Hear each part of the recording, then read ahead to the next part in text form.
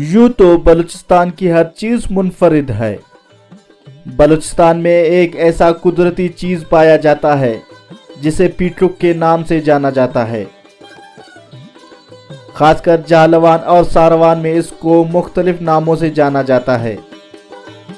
पीटरुक साल में एक बार चंद दिनों के लिए उगता है।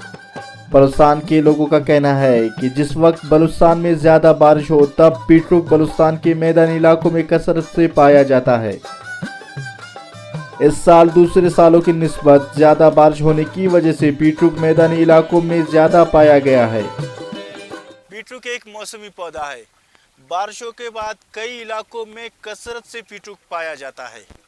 इस पौधे को सालन के अलावा सलाद के लिए भी इस्तेमाल किया जाता है। खुश जायका होने की वजह से बलूचिस्तान के लोग इसे कसरत से खाते हैं। कैमरा टीम के हमरा अतर मेंगल OBN उर्दू।